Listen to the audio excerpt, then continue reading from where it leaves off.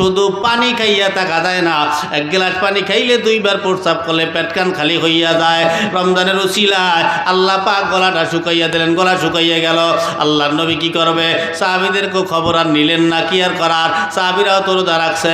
আল্লাহ নবী মাঠের ভিতর দিয়া হাঁটতে হাঁটতে হাঁটতে হাঁটতে এমন একটা জায়গায় গেলেন, যেই জায়গায় কিছু পাহাড় এবং চতুর্পাশ দিয়ে সুন্দর সুন্দর পাথর সারি করা। ওই পাথরের ভিতর, পাথরের উপরে আল্লাহ নবী বসলেন। বইসে বইসে আল্লাহর নবী অপেক্ষা করতেছেন কি করবে। আল্লাহর নবী বড় চিন্তিত, কিছু করার নাই, বইসে বইসে আল্লাহর নাম জপতেছে। হঠাৎ করিয়া আসমান জমিন তামাম দুনিয়াটা স্তব্ধ হয়ে গেল। কারণ আল্লাহর নবী এক বেলা পানি খাইয়া রোজা রইছে, কি করা যায়, সব স্তব্ধ হয়ে গেল।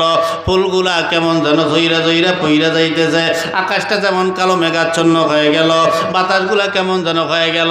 ও মুসলমান, এক পর্যায়ে কিছু মৌমাছি, ওই মৌমাছি যেই মৌমাছির মধু আমরা খাই, যেই মধুর ঘটনা আল্লাহ পাক কোরআনের ভিতরে বলছে, যেই মধুর উপকারিতা সম্পর্কে আল্লাহ পাক কোরআনের ভিতরে বলছে। এই জন্য মধুর ভিতরে আল্লাহ এমন উপকারিতা রাখছে, যার উপকারিতা আল্লাহ পাক কোরআনের ভিতরে নাজিল কইরা দিছে। এই মৌমাছি মধু সংগ্রহ করতে গিয়া এই মৌমাছি ফুলের উপরে বসে, কিন্তু দেখে ফুলের ভিতরে মধু নাই, রস নাই, কিন্তু ফুলগুলা থরথর থরথর করিয়া কাঁপে আর গুনগুন করিয়া গান গায়, কি যেন গায়, ফুল বুঝতে পারতেছে না। এক পর্যায়ে মৌমাছিগুলো বেকুল হয়ে গেল, কি ব্যাপার, রস যদি না থাকে আমরা রস পাবো কোথায়, খাবার খাবো কেমনে, এই চিন্তা করতেছে। হঠাৎ করিয়া দেখে তামাম দুনিয়াটা ওলট পালটের অবস্থা, এরকম কেন? এবার একটা রানী নামে রানী মৌমাছি চলে আসলেন, উঠতে উঠতে রানী মৌমাছিটা আসলেন। রানী মৌমাছিটা আইসা এবার সকল মৌমাছিদেরকে ডাইকে ডাইকে বলে, আমি জানি কেন এই অবস্থা, কেন তোমরা মধু পাও না। বলে কোন কারণে খায়?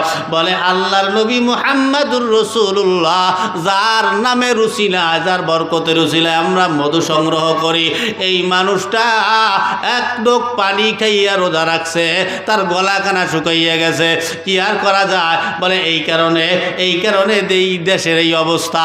বলে ফুলগুলা ঠিক মতো ফুটতেছে না, ভিতরে রস পাওয়া যায় না, কি করা যায়?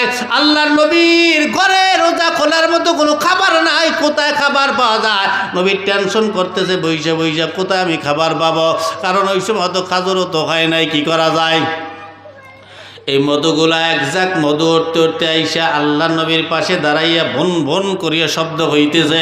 আল্লাহ নবীর পাশে আইসা দাঁড়াইলেন, সালাম দিলেন, আসসালামু আলাইকা ইয়া রাসূলুল্লাহ। আল্লাহ নবীকে সালাম দেওয়ার পরে